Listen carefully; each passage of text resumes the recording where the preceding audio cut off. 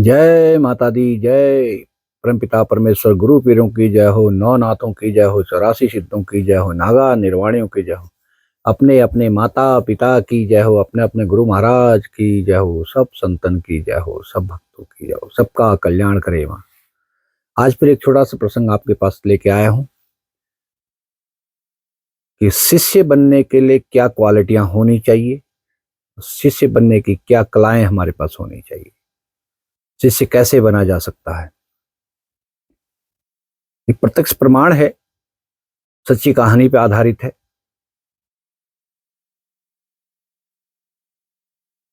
एक बार कोई एक विद्वान, ब्राह्मण विद्वान काशी के गुरु शंकराचार्य के पास शिष्यत्व स्वीकार करने के लिए गए।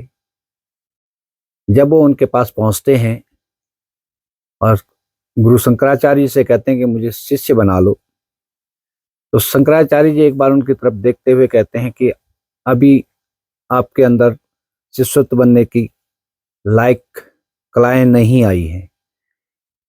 तो वो थोड़ा सा ब्रह्म ज्ञान होने के कारण, पढ़े लिखे होने के कारण उनके अंदर थोड़ा अहंकार भी था।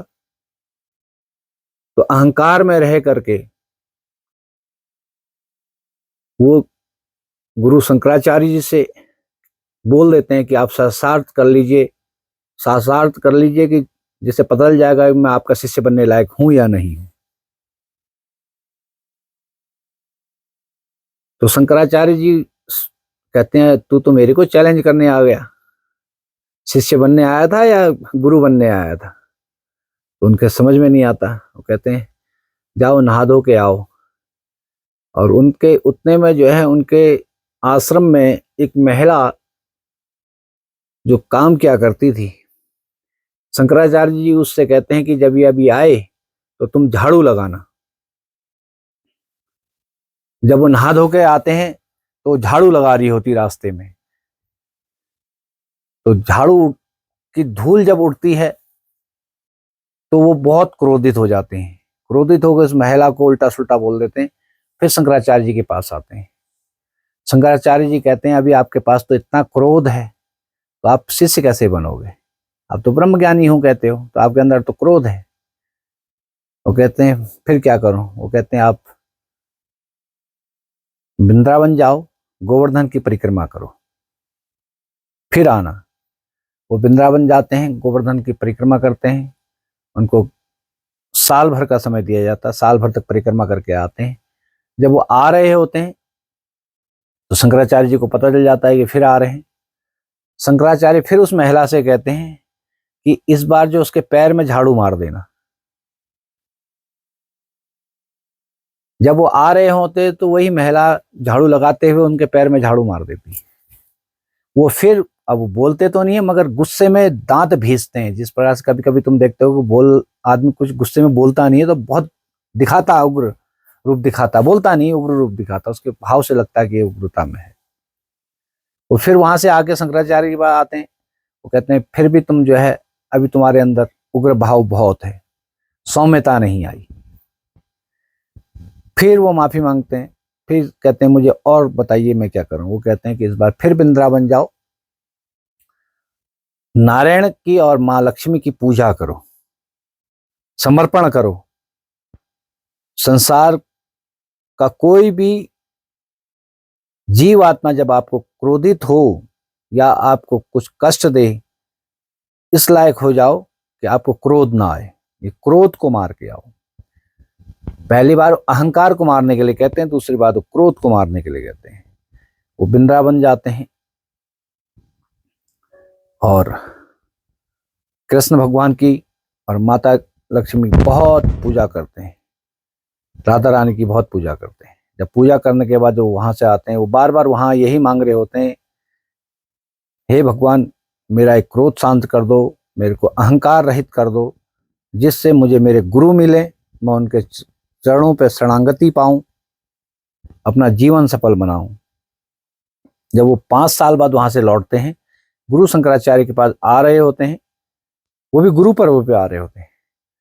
तो शंकराचार्य जी फिर उस महिला से कहते हैं, इस बार उसके ऊपर कूड़ा उठा के डाल देना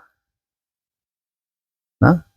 तो वो महिला भी कहती महाराज आप मेरे से ये क्यों करा रहे हो, कहते आप करो।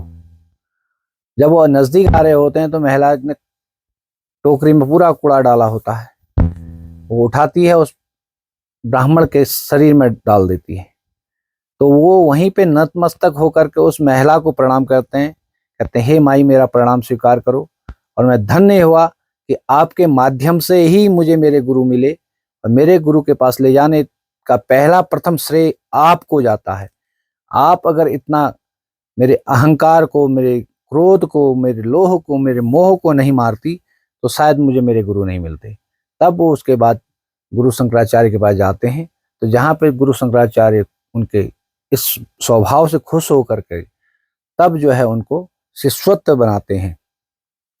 कहने का अर्थ है कि ब्राह्मण होने से शिष्यत्व नहीं मिलेगा, क्षत्रिय होने से शिष्यत्व नहीं मिलेगा, वैश्य होने से शिष्यत्व नहीं मिलेगा, शूद्र होने से शिष्यत्व नहीं मिलेगा। जब हम इन चारों वर्णों के जो क्रम हैं, चारों वर्णों में एक एक भेद है ना, किसी को अपने बल का, किसी को अपने ज्ञान का, किसी को अपने धन का, किसी को अपने कर्म का अहंकार है। जब तक हम इन चारों अहंकारों को नहीं मानेंगे और हम इससे ऊपर नहीं निकलेंगे तब तक कोई भी हमारा सदगुरु हमें स्वीकार नहीं करता, शिष्यत्व नहीं देता। इसलिए हमें सीख मिलती है कि अगर हमने परमपिता परमेश्वर को पाना है, सबसे पहले अपने गुरु को अगर हम पाना है, सत्य गुरु को पाना है, तो हमें इन चार चीजों से मुक्त होना पड़ेगा। अगर हम मुक्त हो जाते हैं तो हमारा कल्याण होता है, गुरु हमारा कल्याण करते हैं, मार्ग प्रशस्त करते हैं, जिससे हम परमपिता परमेश्वर के शरणागति पाते हैं।